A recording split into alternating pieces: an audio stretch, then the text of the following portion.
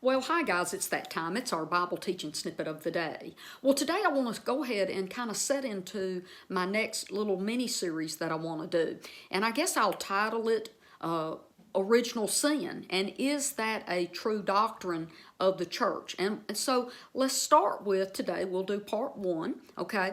And I think in these videos, it would probably be the right thing for me to do to explain what we consider in Christianity and in, religion, what the word or the two words mean, original sin. So just let me do that first, okay? And then from yesterday, I told you that I wanted to cover the verse where David said he was conceived in sin. That would be, I believe it's Psalms 51. I'm going to go over to that and talk about that. Now, before I read what original sin is, let me say this, okay?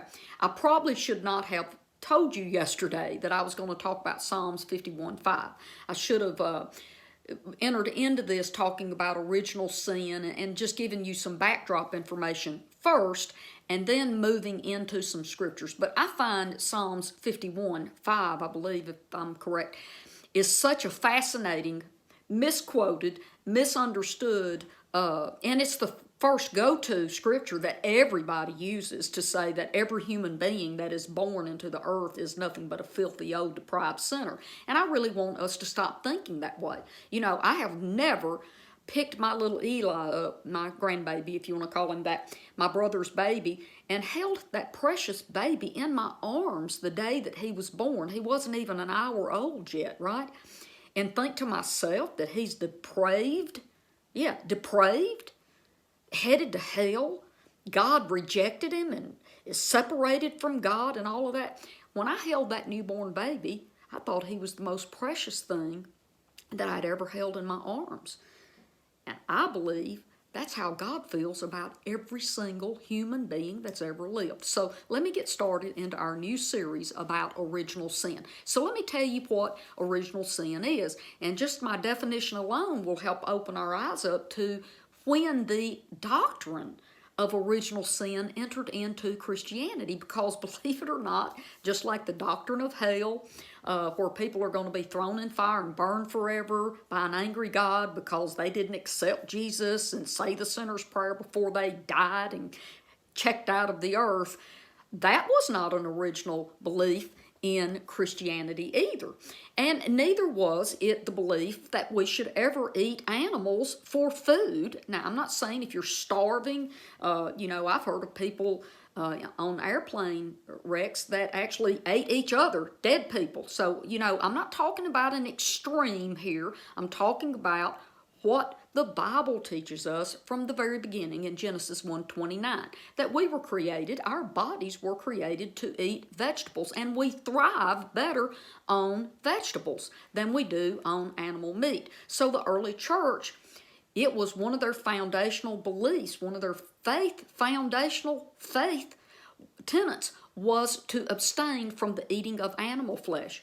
Here we are 2,000 years later, and we don't know that. Well, here's something that we hadn't thought through either. So let's get started. What is original sin? Original sin is a St. Augustine, same old fellow that threw that hell doctrine into the Christian belief system. Original sin is a St. Augustine doctrine that says that everyone is born sinful. This means that they are born with a built-in urge to do bad things and to disobey God. It is an important doctrine within the Roman Catholic Church.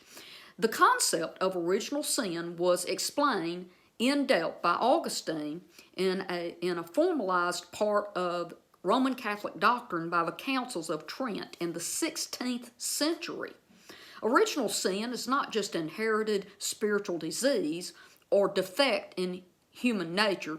It is also the condemnation that goes with it, with that fault. Okay, I'm going to stop reading right there, but basically, this is where people believe that the Bible proves that we are born sinners. I'm going to give you one quote before I go over and talk to you about this. Let me give you a quote. And I remember hearing this the first time I heard him say this. I had to pause the video and I thought, well, that's all I've ever heard too. His name is Dan Moeller, and I was listening to him way, way back when I was over at Charis Bible College in Colorado, right? Woodland Park, Colorado. And Dan Moeller said something like this. He said, Jesus did not die on the cross because I was a sinner. Jesus died on the cross because I had sinned. And I had to stop the video because I'm like going, well, everybody's a sinner. I mean, that's what I was raised being told, that everybody that's ever been born is born a sinner. Now let's roll over to Psalms 51:5, okay? And this is David. David writes this psalm, okay? Now I just want to read it to you. It says, and this is in the World English Bible, it says, "Behold, I was born in iniquity. My mother conceived me in sin." Does that actually say that David is a sinner? Or did it say that David was conceived in sin? Okay, let's go ahead and read it in the Passion. We'll see a little bit of how our theology plays into this. Watch this. "Lord, I have been a sinner from birth, from the moment my mother conceived me." Now, right there is not a word for word or a literal translation of that. That is actually just, and I love the Passion Translation. I really love their footnotes, and I like the fact that the Passion Translation takes into account not just the Greek text or manuscripts, it actually takes into consideration the Aramaic as well. So I do like the translation, but with that said, what the actual verse says in a literal form, it says that he was born guilty, okay, because his mother conceived him in an act of sin. Now, so here's what we have to ask ourselves real quick, okay? Was David making a theological statement about the entire human race in that one psalm, okay?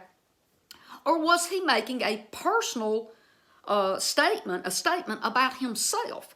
I'll challenge you that David was talking about his own specific life and what he grew up believing about himself.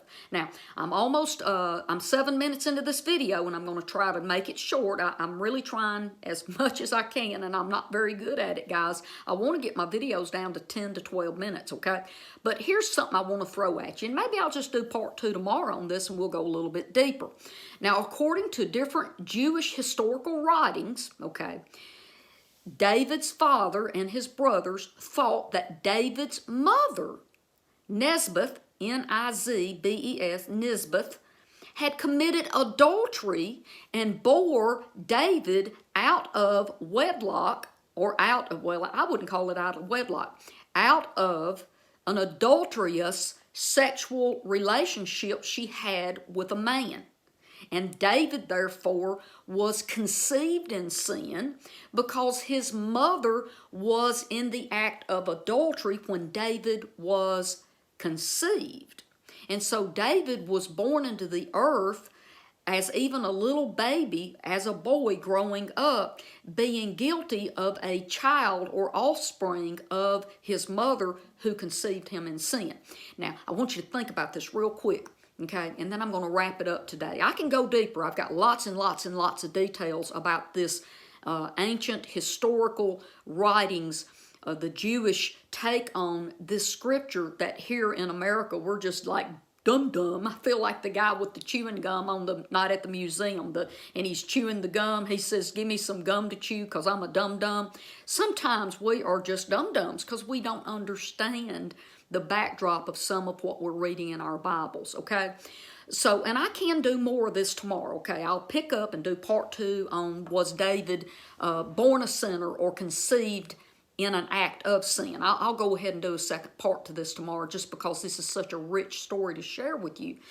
But basically, David, let's consider this before I let you go. You know, when David's brothers fully rejected him all the time, remember? They didn't like him. And part of that was because they believed that David was not fully their full brother and shared the same father. And so he was kind of like the black sheep of the family. Well, listen, guys, I'm going to get off of here today, and I'm going to let this be one short teaching. But I got so much more that I want to share with you, and I'm just going to call it what I believe it is. I believe that the church doctrine of original sin, that all human beings born are already sinners. The minute that you're conceived in your mother's womb, you are a sinner, and your fate to go to hell is sealed at that very moment. I'm going to dig into that and start pulling back the layers and show you what that original sin doctrine is really all about. But I believe that it is a false doctrine. And I'm going to take you back to 1 Timothy chapter 4, verses 3 through 5. And that last verse, verse 5, says that everything that God has created is good and beautiful, and we should not call it defiled or unclean or rejected. Did you know that when we call newborn little babies defiled, sinners, that we're saying that not everything that God created is good and beautiful? We are actually going against what 1 Timothy chapter 4, verse 5 says. Okay, I love you. I love each and every one of you. I wish you the very, very best in your walk with Jesus Christ. I know that I spend hours and hours with him, and that's what gives me the strength to carry on. Okay? I love you, and I will see you here tomorrow. Bye-bye.